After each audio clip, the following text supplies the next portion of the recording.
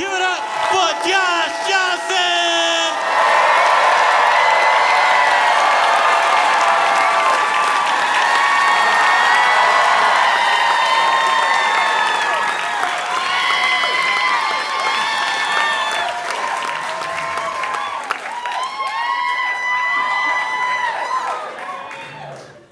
I've lived in New York a little over 10 years now. And it's been incredible, but a lot. It has. It truly, like when I first moved here, I didn't have an apartment ready.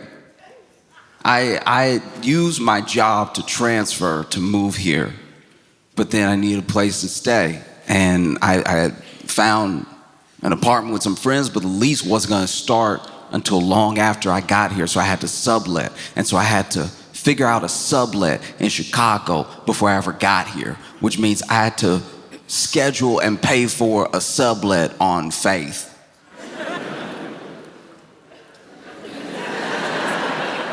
I didn't get to look ahead of time, I just saw pictures. Pictures of wherever that was. Because I get into town. This is like I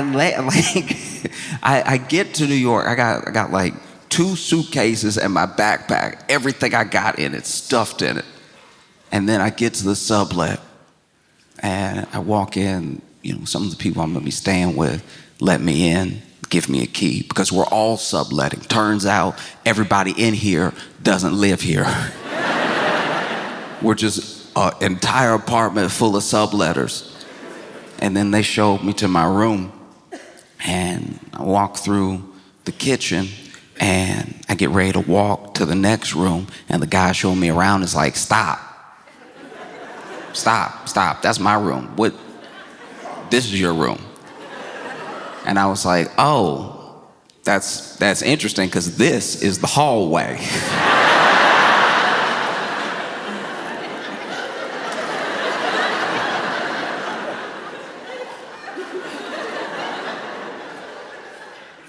And he was like, no, it's not a hallway. No, this is a railroad apartment. And I was like, sir, I'm from Louisiana. I'm from Louisiana. We have railroad houses. I understand the setup. And this is not a railroad apartment because it has quite a lot of corners. A lot of twists and turns to get to other rooms. This is not a railway apartment. This is a hallway. And then he's like, yeah, but I mean, this is the setup. Like, I'm already in this room, and then the other guys in the other room, and the other guys in the other room. So that really it's you.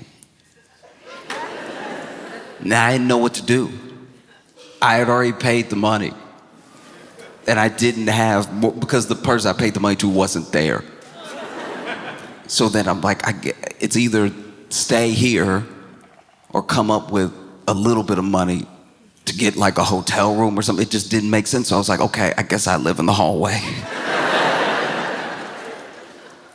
And so I set my stuff down, and they were like, oh yeah, I know that there was a bed in the picture.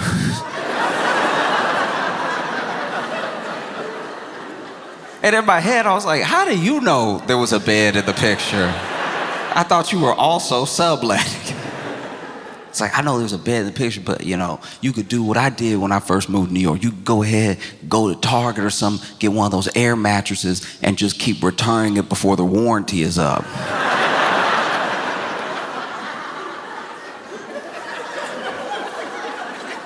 And immediately I took a step back. I was like, sir, you scam air mattresses? I don't feel safe here at all. He's like, yeah, and if you returned it every 2 weeks, you can keep it brand new. I was like, oh, all right, I'll look into that. And the first night, when I moved to New York, I got here in like the afternoon, was immediately devastated by my living situation, but then went out and went to shows, went to as many shows as I could. And then it came time to come back. to my hallway. And I was standing in there for a second. I was looking around. And I was like, you know what? No. You got to draw the line somewhere. And so I went into the living room and I slept on the couch. You know, the couch is all right. And some time passed. You know, we all got along pretty well, except for one dude. There was one dude that kept eating my food and trying to blame a dog that did not exist in this apartment.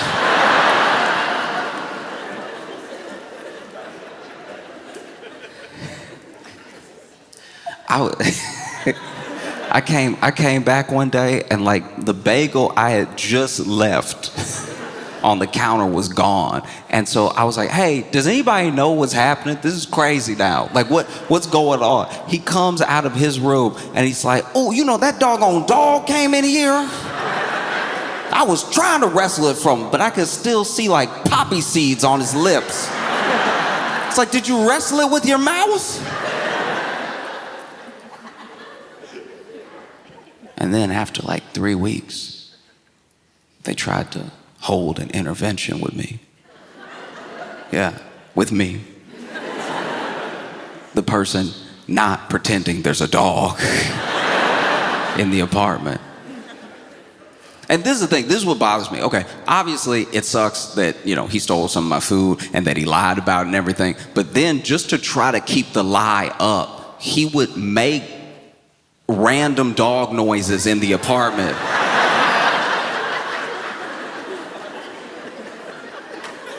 Which only gives you more explaining to do.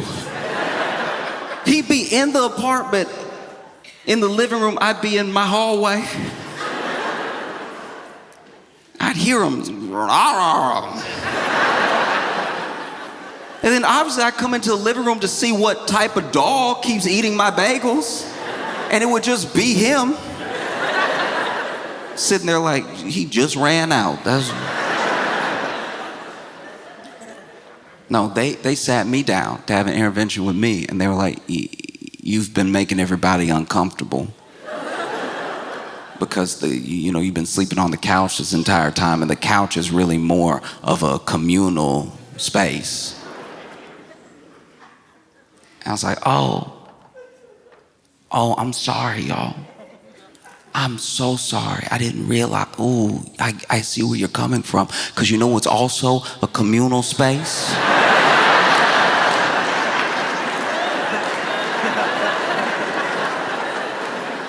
The hallway I live in.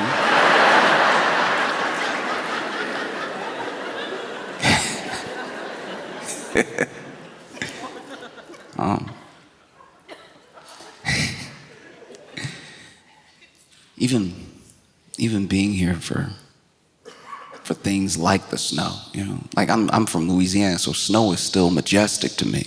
Whenever it really snows heavy, I'm like, wow, look at it coming down all slow. I still do that thing where I try like trace snowflakes all the way down, make yourself real dizzy. No, snow is incredible. Except for here. Don't get me wrong, it can be beautiful. If it's gonna be like a real blanket of snow and it's gonna stick, then yes, everything's covered in white, it's gorgeous. If it's just kind of snowing, if it's just lightly snowing, if it's just sleeting a little bit, it's one of the most disgusting things I've ever seen in my entire life, because it hits the ground, it immediately disappears.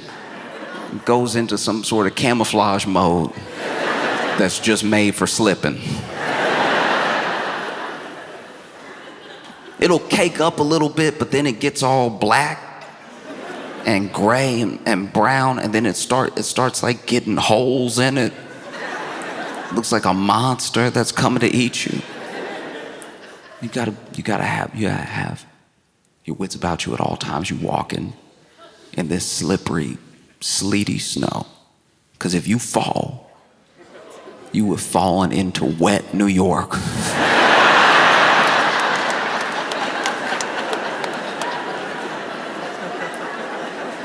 Nothing will make you want to die faster than having wet New York on your back. And everybody know you got wet New York on your back, because even when you get up, look, I hope you can get up. I pray you can get up. Because once you fall, watching you get up would be like a deleted scene from Home Alone, because the ground doesn't make it easy and no one helps you. Nobody helps you. Everybody will go, ooh. Nobody gets close. Nobody throws a hand out because they don't want you to bring them down, because that's exactly what you'll do. I tried to help somebody once. It was tiny. This tiny man taking these itty bitty steps. You knew he didn't want to fall, because you knew he might as well have been 200 feet in the air the way he was looking at this.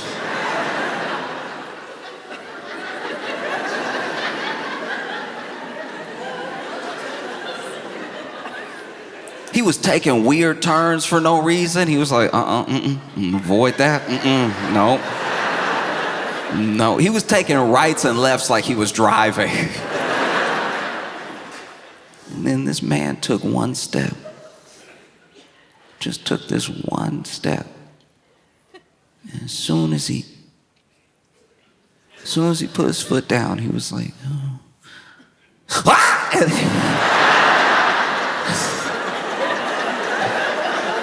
The amount of backwards he flew was unfair for how light the step was. I'm not a physicist, but I imagine that if you're gonna slip like a Looney Tune, you should have been running. Like the fact that this man took such a small step and then he looked up in the clouds, facing the clouds, and then landed. And this man landed, and we didn't even go, ooh, we went, because we were sure he was gone.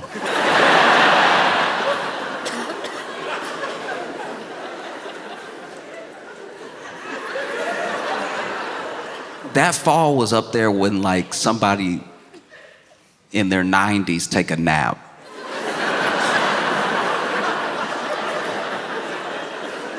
Because the way he was rested, we were like,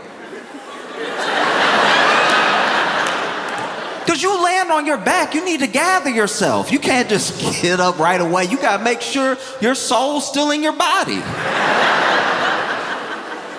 This man hit the ground, was just staring up at the sky.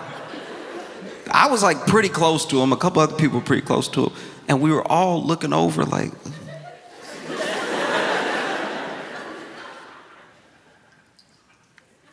we thought, no one said anything, but I could tell for like 6 seconds, we all thought he passed with his eyes open. Because he was over here looking.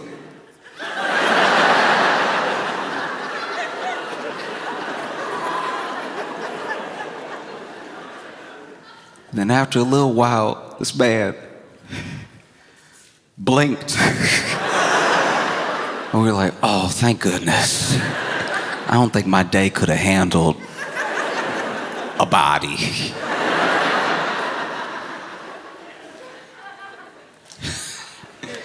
And so then I go to help him up. I'm like, ooh, sir, are you all right? Are you okay? And he didn't say anything, he just kept blinking. Then finally, he like saw my hand, and he stuck his hand up. And I don't even really feel like I had time. I didn't really have time to grab his hand. I feel like as soon as our fingertips touched, he was like, ha! And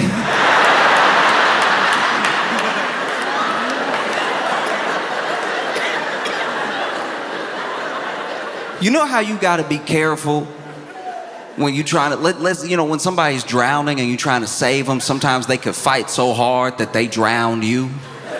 They over here pushing you down, trying to stay above the water and everything. As soon as I touched this man's hand, he pulled me down in a way that wasn't pragmatic at all. Like, I didn't have my bearings, I didn't have my knees bent, ready to lift him up or anything. He just pulled as hard as he could, and for as little as he was very strong. He was very strong, and admittedly, I'm pretty light. And so as soon as he pulled me, I could feel the whole thing happen. I could feel my hand. I was like, "Sir, are you all right?" And stuck my hand out. And I swear it happened in slow motion. I swear.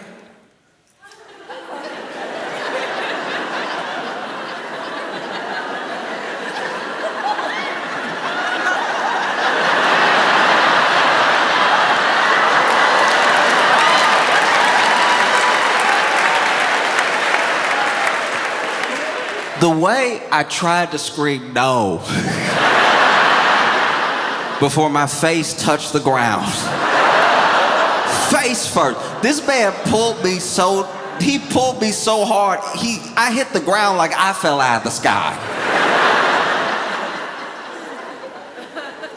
And now we both there, laying there, drowning. Everybody saw what happened to me. Everybody else backed up. Everybody was like, "Ooh, ooh, ooh, ooh, ooh." And now I'm over here fighting to get up. I swear I know how to do push-ups. But there's something about how slippery the ground is in New York, where even when you think you're doing a perfect push-up, you end up just whoop, whoop, whoop.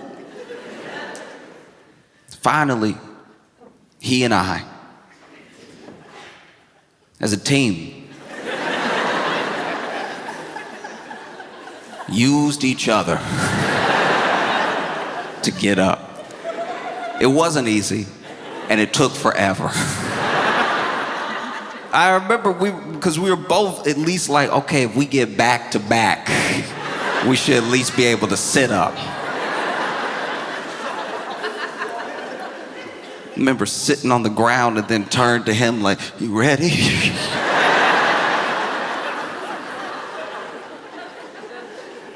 We finally make it back to our feet. Nobody helped us. And we were covered in wet New York.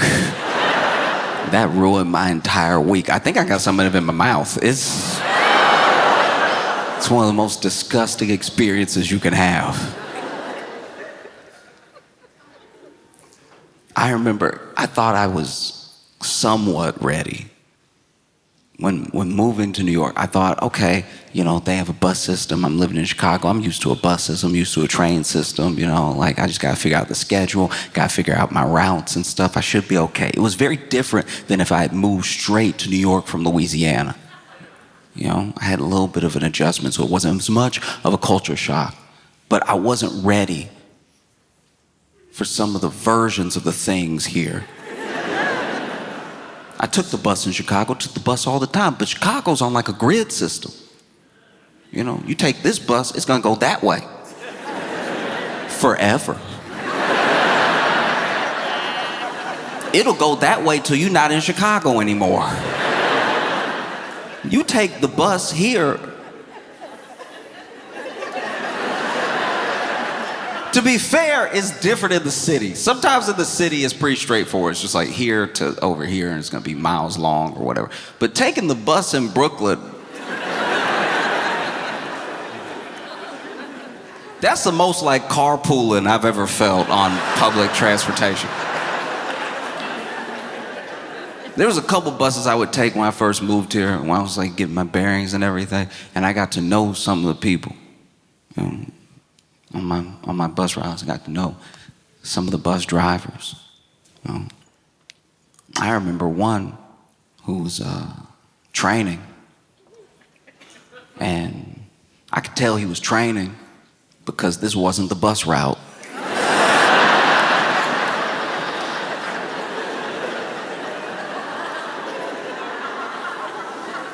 I try not to be that person.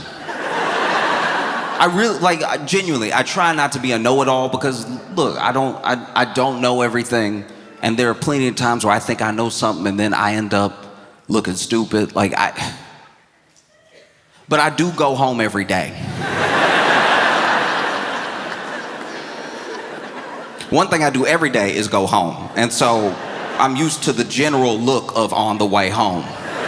And this bus is on my way home, but this bus is not going towards my home at all. I'm seeing new restaurants. I'm seeing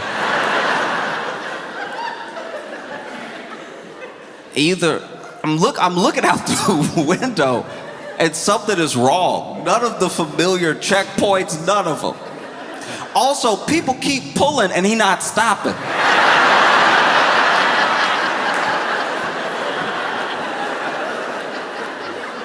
We on the bus, everybody kidnapped. Everybody.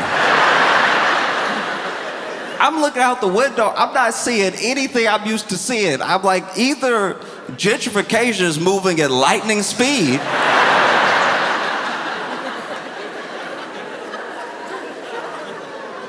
or we are not on the route home.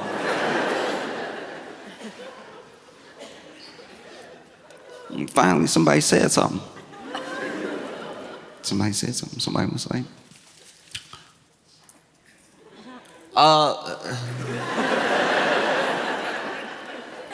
because you never know, you want to be respectful, but you don't even know what to say. You don't even know what to go, Mr. Bus Driver?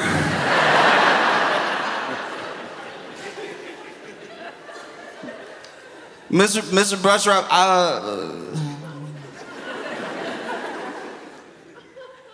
I don't think we on the way home.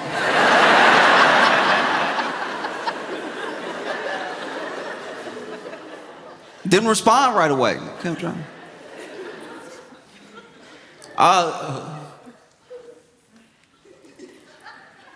Mr. Bus, I don't think this is the right way. I take it every day, and I don't think we're going the right way, and we also haven't seen any of the stops. Because what I tell you, we are not seeing bus stops. We're not on a different route by accident. There's no way to get off. And then this man over here, huh?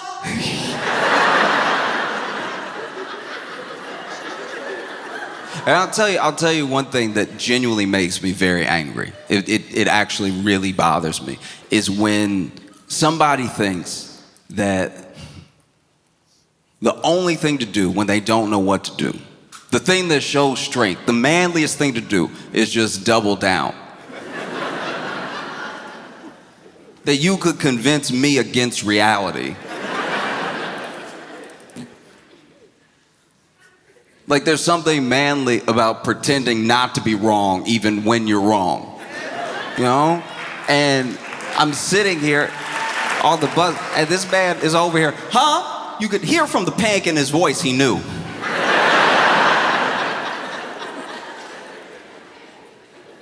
I don't think we're going the right way. No, we on the way.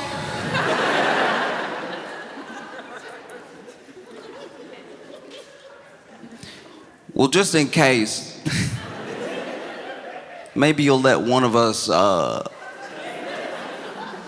put you back on the right way with some Google Maps. Imagine standing at the front of the bus. No, you're gonna want to take a left here.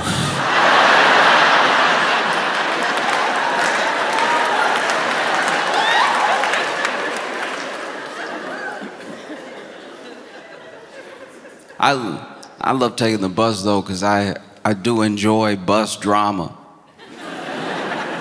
You always catch people, because on the bus, nobody's on the bus for that long, so all the drama that you overhear or all the drama that you witness is like the middle of the story. It's always like a small little pocket. I was taking the same bus for months and got to know one of the bus drivers, and there was this one day I get on the bus. 2 stops later, this woman gets on the bus, arm in arm with this man, walks right up to the bus driver, puts the Metro card in. This is back when they had Metro cards. Put the Metro card in, take it back, looks at him and goes, "Hello, Harold."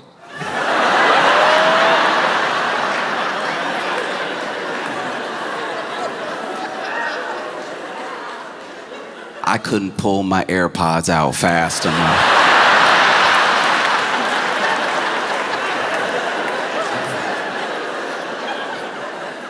Because Harold looking shook. This is origin story stuff.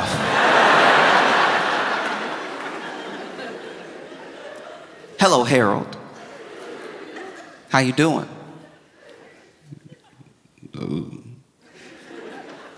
"I'm good." Saying, "I want you to meet my new man."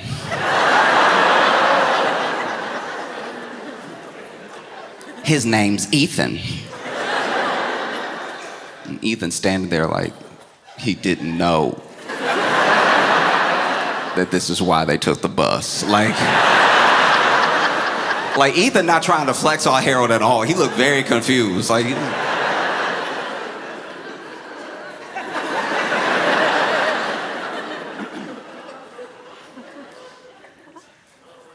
and then she takes a little turn, start walking down towards the seats. It's like, right after she says, "This is my new man, Ethan," she's like, "We're headed back to his place."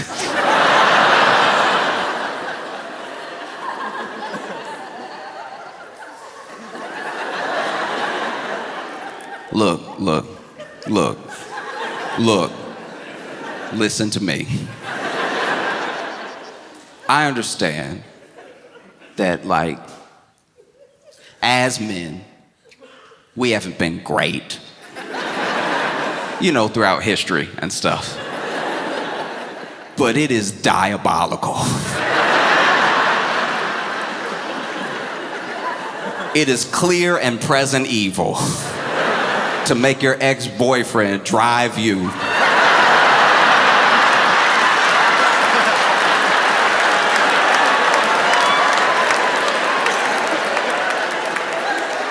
to your new boyfriend's house. That's crazy. It all happened so fast. She got off the bus. "Hello, Harold. This is Ethan. We're going back to his place. He's an engineer."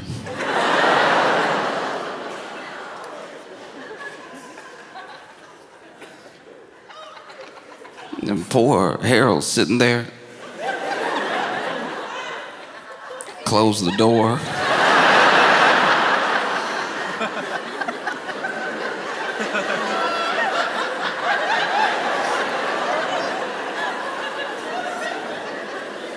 And you could tell he needed a second. He didn't hit the gas right away.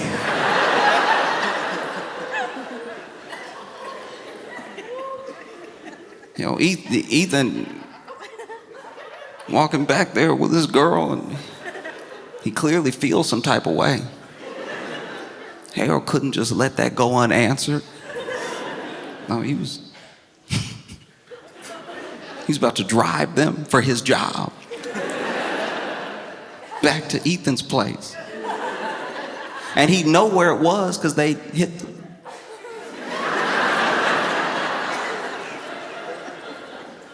they pulled.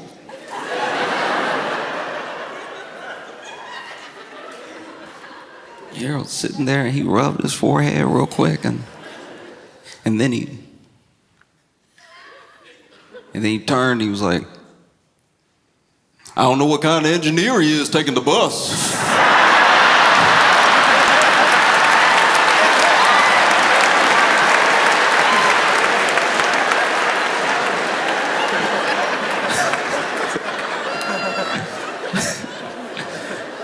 Ethan was standing there like, "What did I do? I didn't."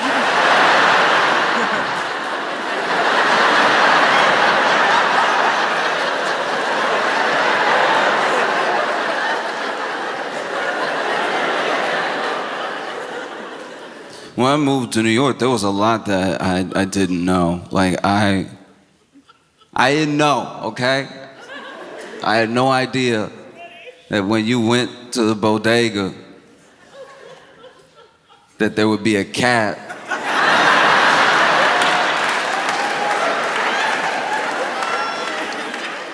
The first time I went to a bodega and I saw the cat, it was just me, I'm just being honest with you. I walked in, I was like, okay, unprofessional.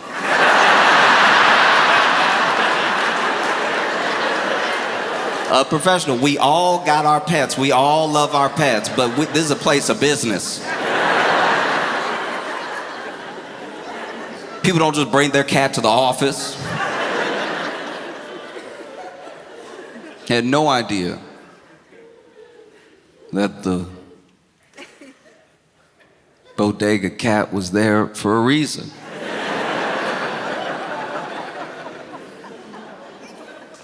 I had no idea bodega cats were there for a reason until I walked into a bodega.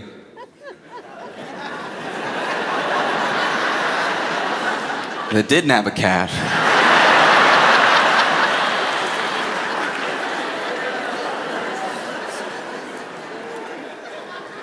And I saw a rat.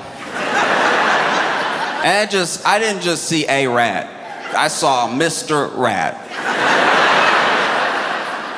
Because I walk down the aisle and I see this rat. And there was a time back in the day where there were only a few rats that were this brazen. They all used to be a little bit more skittish. Remember, pre-COVID, pre-COVID, you would see a rat, and that rat had the Christianity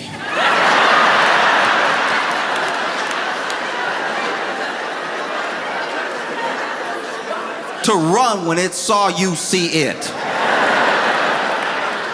There used to be only a few brave rats, and now post-COVID, they're all pretty laid back. This was years ago when I moved here, but I saw this rat, and living in Chicago, even living in Louisiana, you expect when you see a mouse or a rat and you make your presence known, they're like, oh, gotta get out of here. No. I walked out, I see this rat sees me. This rat actually looked me up and down.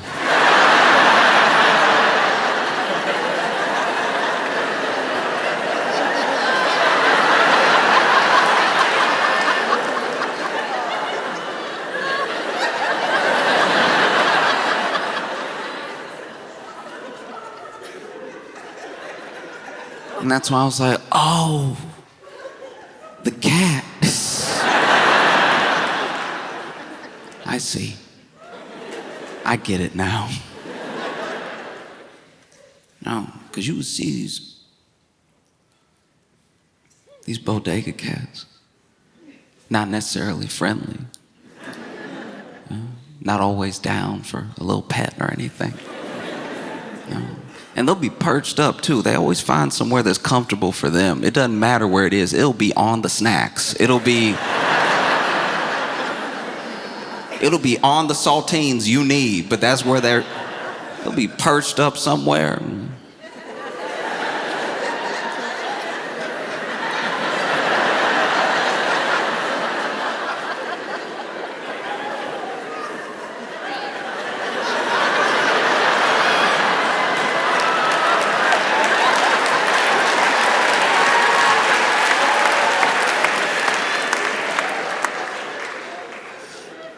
They don't even meow right. First time I heard a bodega cat meow, it was over here. Had that little like quiet yawn. Went to open his mouth. I'm expecting to hear a little purr. Something sweet, you know? So, you know what I mean? Something subtle. Not at all. This bodega cat was over here.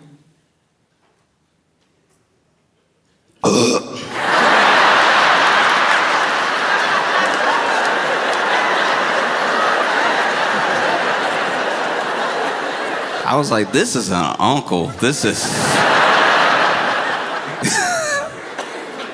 this is crazy.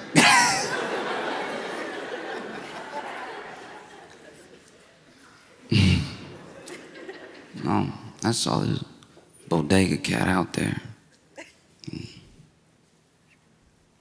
perched up. And I turned the corner, and I saw a mouse. And I was like, in the same place. The cat was here. Mouse was there. Cat wasn't moving. I was like, okay, unprofessional. All right,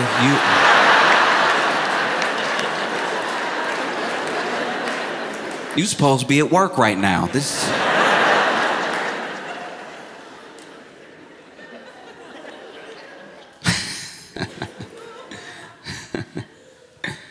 Oh.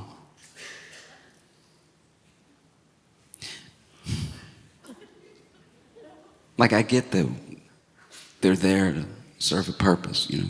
The cat takes care of the rat. But then, different time, I was in Bodega.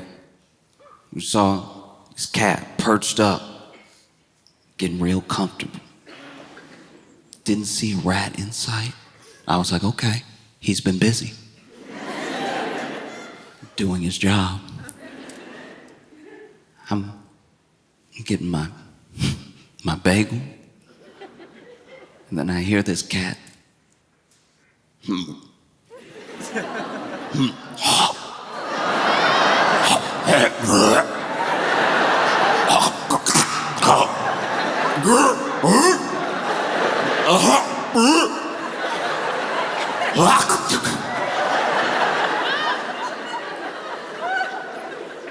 And then this cat coughed up a hairball. And I was standing there like, I think I prefer the rat. This is crazy. What happened just now? Was there a cat in him?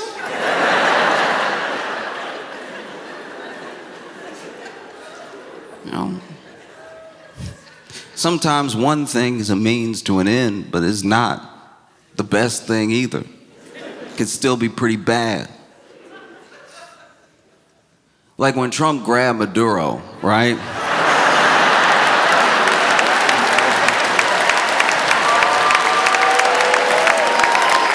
In case you're not familiar with Maduro, leader of Venezuela, who Trump went ahead and grabbed and kidnapped and brought here. And look, Maduro's terrible. Like, Maduro is actually horrible. Like, two things can be true. I think that as Americans, like, living in the US, we want a story to be clear. We want a clear protagonist, antagonist. We want one good guy, one bad guy. We forget that sometimes you could have two villains. Because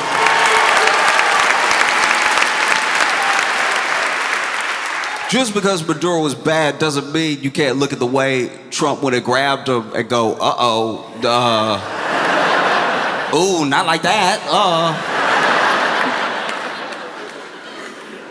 That doesn't mean you want Maduro back in, but it's also, what is this?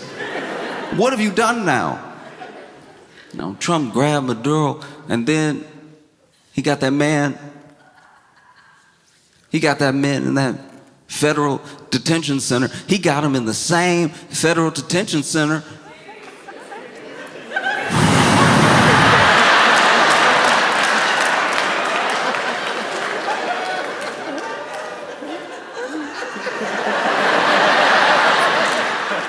This is the same federal detention center that they kept Diddy. And look, Diddy wasn't there because he's been sentenced and everything, but whew, can you imagine? Can you imagine what that day would have been like for Maduro if he was? Like, imagine, you were the president. And then you just went to bed. Very stylish pajamas, by the way. You went to bed. Then you wake up, you getting grabbed. They bring you to Brooklyn.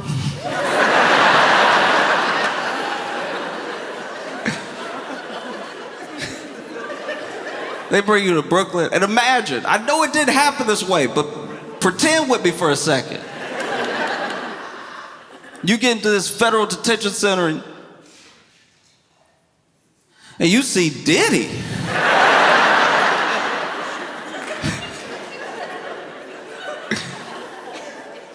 Looking over like, oh no.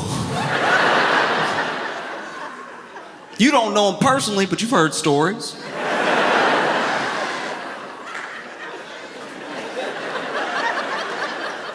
And now you sitting there in like gin pop or whatever. Maybe you just trying to have lunch. And Diddy approach you. Diddy walks up to you, maybe stands over you, leans down and goes, I heard you got oil.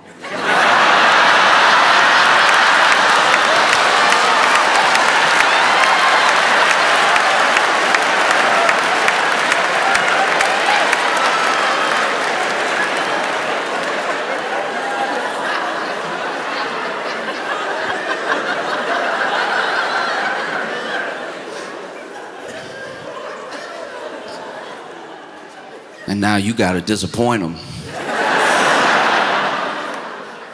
Now you gotta get the message across, no, not that type of oil.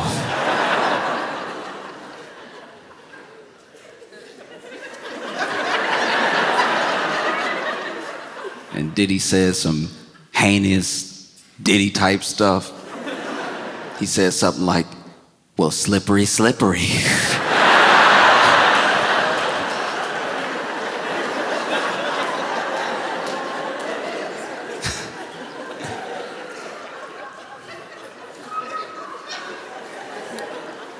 They got Maduro in there. The same places that they kept Tekashi 6ix9ine. If you don't know who Tekashi 6ix9ine is, he's a rapper, allegedly.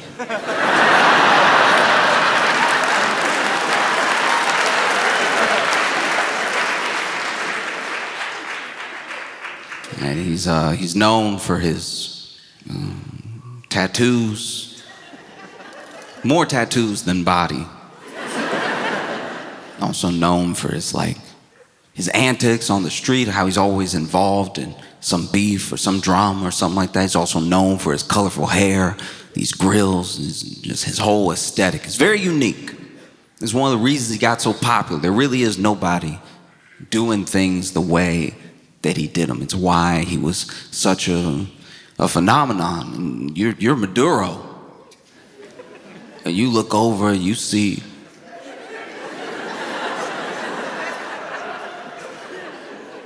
Tekashi 6ix9ine. You turn to somebody, you ask,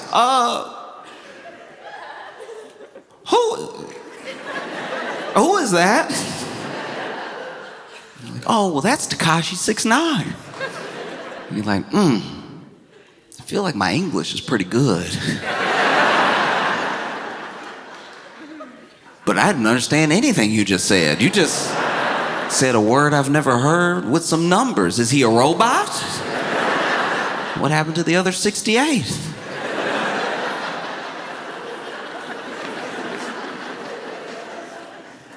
No, this is the same place that they kept Ghislaine Maxwell, R. Kelly, El Chapo. This is like a real-life Arkham Asylum.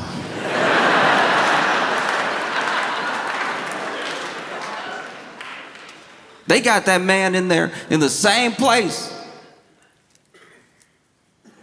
They got Luigi Mangione.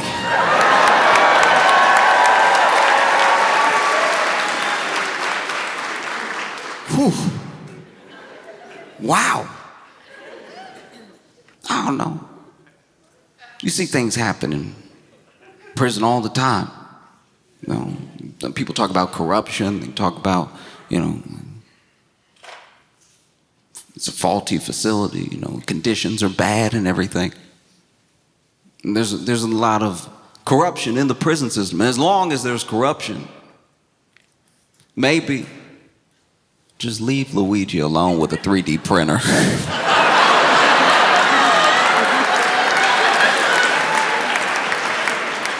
Let him go to work for a little while. Just see what happens. Well, just turn the cameras off, They did it for Epstein.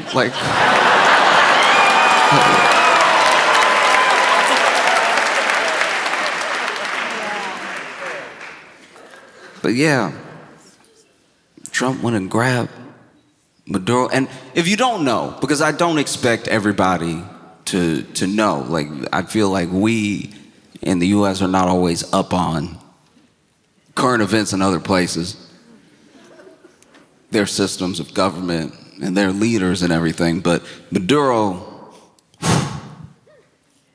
terrible. I can't stress this enough. This dude was willing to let 80% of his nation fall into poverty. A country that was rich in natural resources, but he was willing through corruption to let inflation get out of control. He wanted to seize and consolidate all of his power. He did everything to quell protest, and he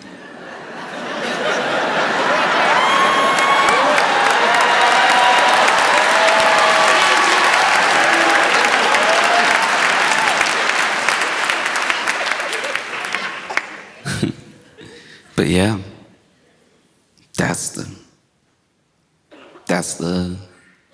dude that got him.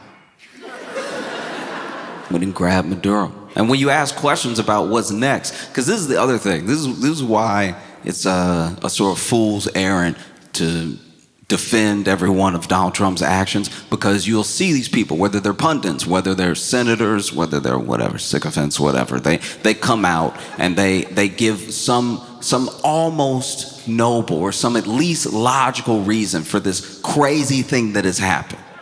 They'll talk about what type of leader Maduro was, or how the people of Venezuela are living in this poverty. They'll give all these reasons why they went and grabbed him. But then Trump, unprovoked, will make a statement that undercuts everything that they said. They'll talk about bringing wealth back to the country, how this is the best possible thing for the United States and Venezuela, and that the president has the interests of the Venezuelan citizens and the US citizens at heart completely. And then Trump will come out and be like, it was oil. I really just want that oil.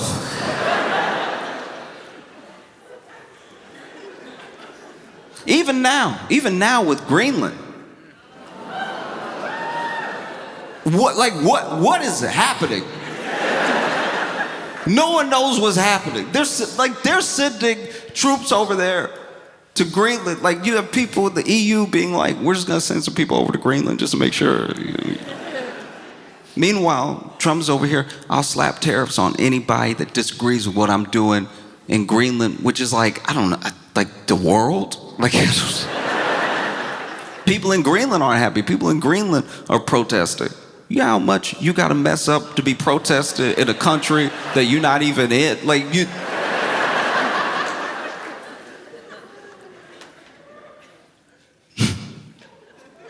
It's insane. And no one really knows what the plan is. And no one knows what his plan is. I actually think that he's talked about it a little bit too much, and he's a little too far gone to just do nothing. He set himself on a path, and because he's the type of person that has a saved face, that never wants to look weak, and for him, strength is doubling down. Strength is just repeating yourself over and over again, even if it's wrong. Strength is just never correcting course. Like a bus driver that doesn't know the route that he's going.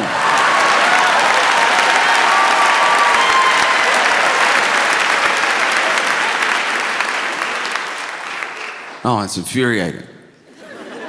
It's infuriating because we're on the bus.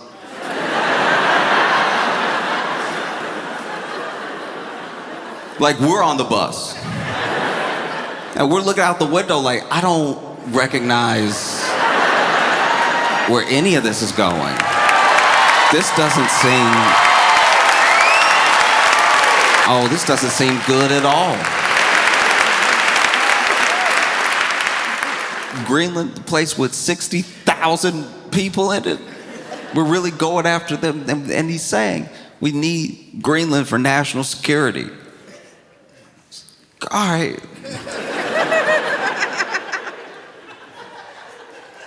What about the national security of Greenland? Do you know what I mean? It's something that he said his first term.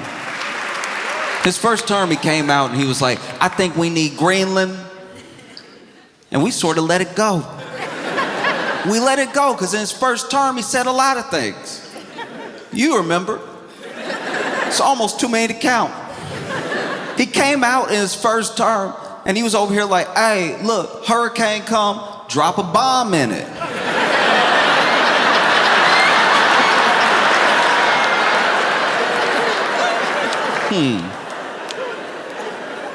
They don't know me, I'm DJT, all right? I'll drop a bomb in a hurricane, I don't care. Please, I wish a hurricane would. Please step to me, hurricane. Remember he had that chart. He had lots of charts, but there was one chart in particular he had of the path of a hurricane. And then he had drawn in marker the hurricane going somewhere else. And then everyone in the room was like,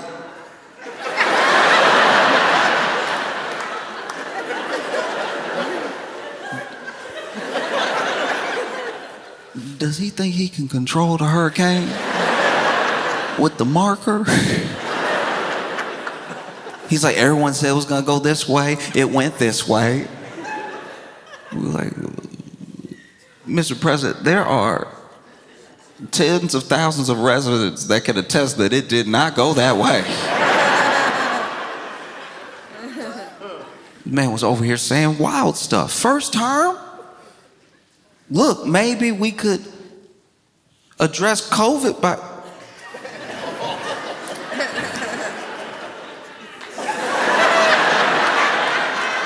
clean it from the inside, you know what I mean? Like, let's try something. Stood in front of doctors and then was like, why don't we try cleaning it? See, y'all not even thinking like I'm thinking. Y'all not even on the level. Y'all over here, ooh, science, science, science. Y'all over here worried about microscopes. Let's look, let's really get to it. Let's really... Trust me. Trust me, look. Take a couple sips. Probably be right as rain, probably, I don't know.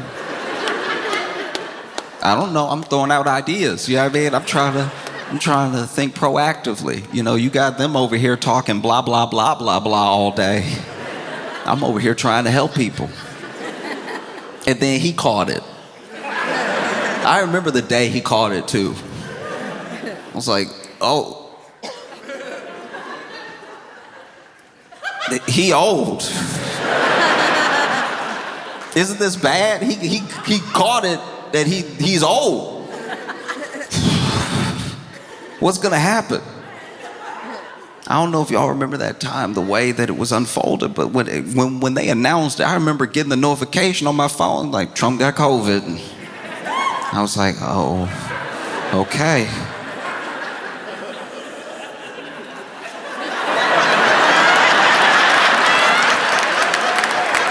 Okay. This is a time to listen to the science, Mr. President. I don't know if you're gonna live by your word, but the bleach right there.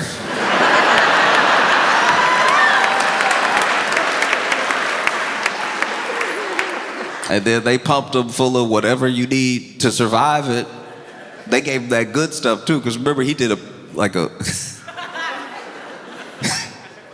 he did a walkout that night. Walked out, still on a balcony over here.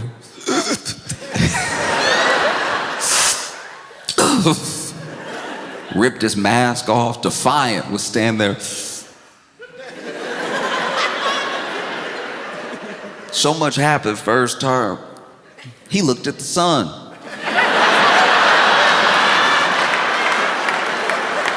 This man caught COVID and looked at the sun in the same time period.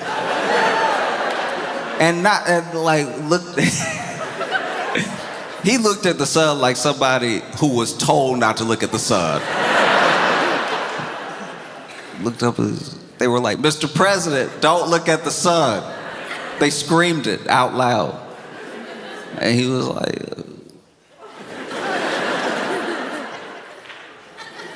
tell him.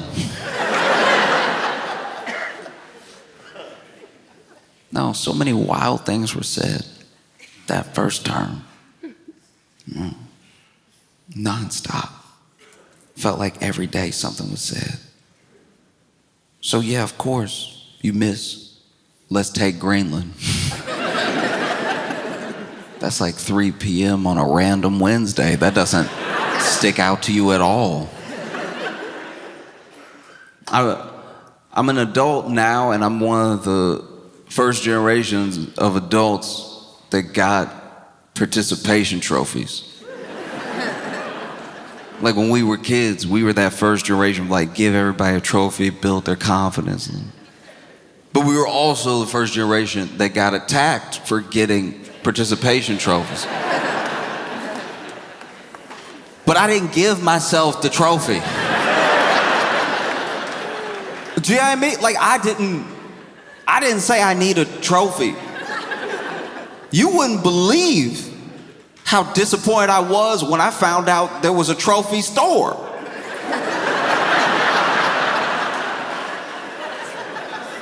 I remember going there and just looking around. I was little, but I was like, wait a second. You can just get to say whatever you want. You don't even have to be good at, wow. You can just buy achievements. It doesn't seem right. You know? And I look at it this way. If you're a kid that was really good at something, and then at the end of the season or the end of the competition or something like that, everybody gets the same trophy. I could see that kid being upset because they're like, why did I work this hard to be so good and everybody gets the same thing that I get? I understand that argument, right? But I understand it coming from a kid. If you're the adult that's mad about it, but you don't even have like a kid that was competing, you just don't like the idea, you were never gonna get the trophy. That's weird to look at a kid you don't know and be like, they don't deserve it.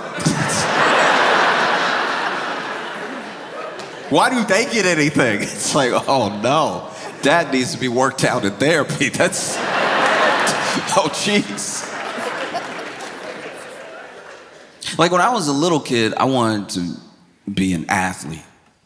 I wanted to be an incredible athlete, you know? Because all my heroes at the time were athletes. They were all people that could do what nobody else could do. They were people that had set themselves apart in their achievements, dedicating their lives to being so good at something that they did it better than it had ever been done before, and maybe in a way that it could never be done again. Nobody could knock people out like Mike Tyson. Nobody could make a game-winning, buzzer-beating shot like Jordan. I wanted to be an athlete too. And so I started on my journey. Played that good old European football, played some soccer, right? And quickly realized that that sport wasn't for me. Because that sport is 90% running. As a child with asthma, it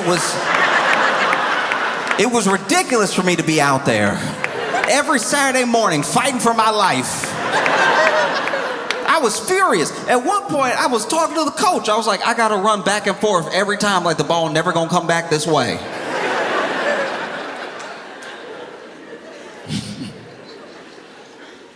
And I was on this team. Now, the team that I was on they did this back in the day. This is huge in, 80s, 90s, 70s, stuff like that, but I don't know how much they do it now. Basically, if there's no team at like the elementary school or something like that, the community will band together and start like a little league, and they'll get different local businesses, like get like a laundromat to pay them some money for some uniforms, and then that's your name to advertise for them. Y'all become the Bubbles or whatever. And then you end up playing other local kids and everything. And so it's just very important that I point out that I didn't make a team. I was on a team somebody made. There's a huge difference. And I think about this one particular year, because there was this one year I was on the team and there was a kid that was good and a kid that was great, right? And the kid that was good, he was good, he was all right. But what I really loved about being on the team with him was that his mom, whenever it was her turn, because every parent took a turn bringing the halftime and post-game snack. Whenever it was her turn, she would pick oranges from the orange tree that they had, slice them up, put them in a bag, bring them to us. They were some of the best oranges I had ever had. So I was always excited when it was her turn. And there was this one particular Saturday where it was not only her turn, but the same parent that brought the halftime and post-game snack led us in the pre-game prayer. This is deep South, so we're going to pray before everything, right? And so we're all in a circle with our heads bowed and everything. And it doesn't take me long to notice that his mom is actively praying against the other team. Like, we all standing there holding hands, heads bowed and everything, but then at one point she's like, and you're in control of all things, Lord, so if you want an ankle to roll, let it roll.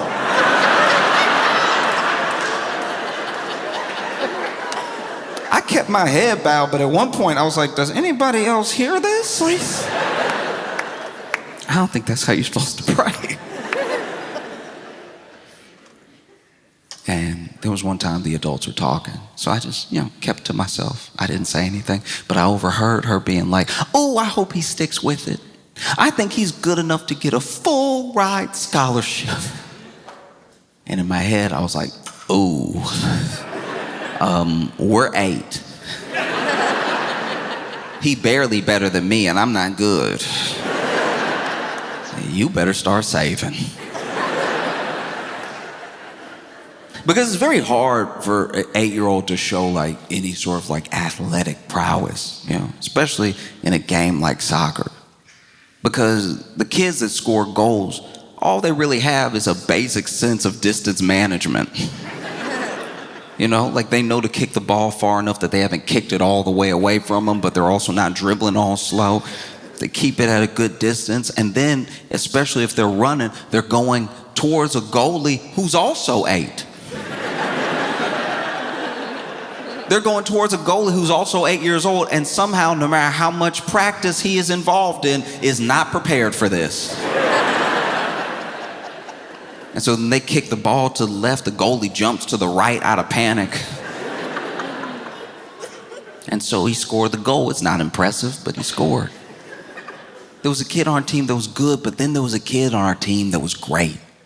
Truly great. Like I had never seen anything like it. This kid could pull the ball back, kick it up in the air, jump in the air, kick it in the goal at an angle, come up grass stained, goal! He was on our team, and sometimes I'd still be upset. One time he did that exact move, and I was like, y'all must be practicing him extra, because I didn't see any of those drills last week.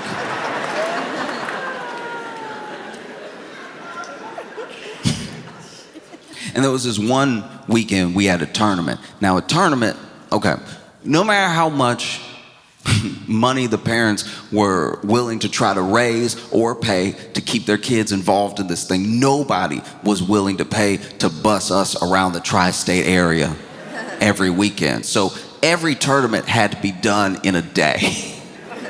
And so if you won, you had to keep playing games until the end of the tournament. So if you won, you just kept playing in the hot Louisiana sun. Winning was a punishment. And there was this one Saturday, we got a kid that's good and a kid that's great, so we've been winning. This is our third game. And the kid who is great has scored 4 goals before the half. That's a lot. All by himself, 4-0. They haven't scored on us at all. And it's not because our defenders were good. Our defenders were trash. I was one of them.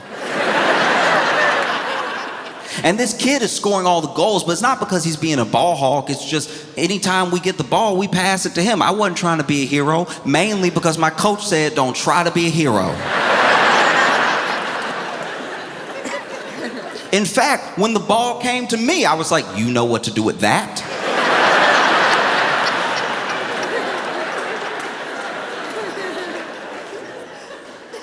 And so this kid is zooming down the pitch for his 5th goal. And the defenders on the other team are devastated. The goalie is embarrassed. And as he's coming towards him, one of the defenders sees him coming and just steps out of the way.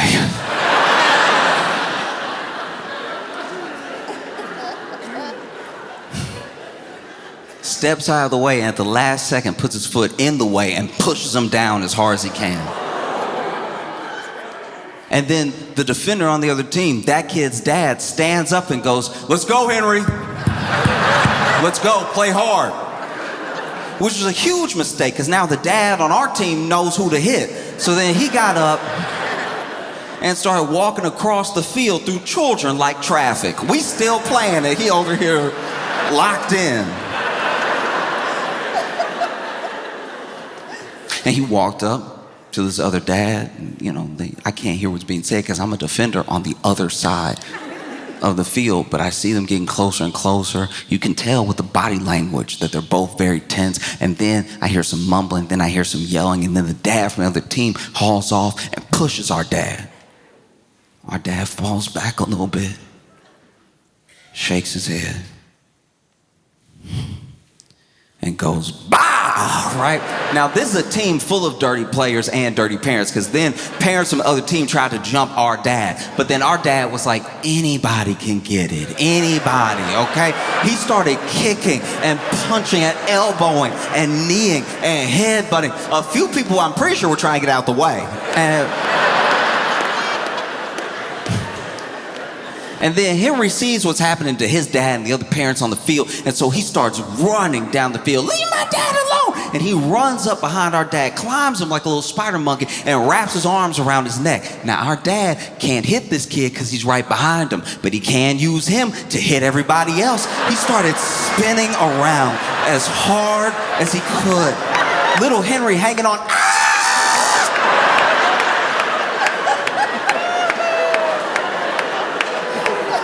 Grown men were catching cleats in the face. And I was just standing there like, that's the most athletic man in the world. That's who I want to be when I grow up.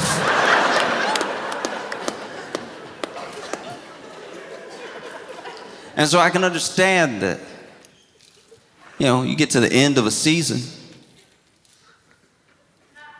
and then we all get a trophy. We got one kid on our team that's good, one kid on our team that's great, and then I was looking at my trophy like, all right, y'all could have at least made them different sizes because I was really just present. I'm not gonna lie to you. You think about that now as an adult, and there are some parts of the concept of a participation trophy that are wild to me, if I'm being honest. Like, who would have thought that the Nobel Peace Prize would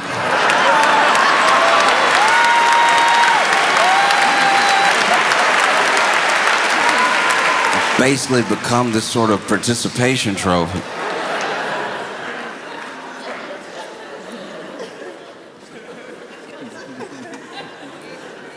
You see this woman handing over her Peace Prize to Trump. Not that peace is a competition, but even if it was, he lost. Oh, it's so crazy. Why? I don't know why he cares about it so much. Obama did get it, didn't he?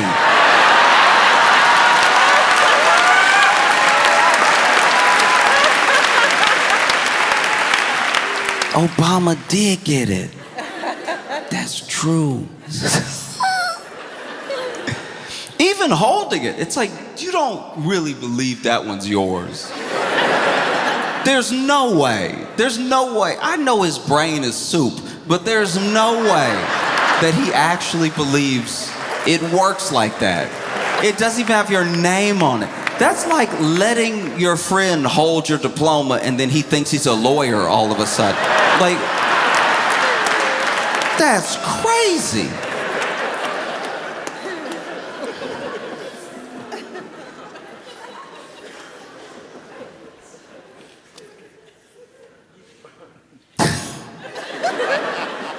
Not a man of peace at all. You know? See what's going on in our own country. You're willing to go to war with your own people. You know? Threatening the Insurrection Act. Man. Sometimes irony's annoying. You literally led one. And then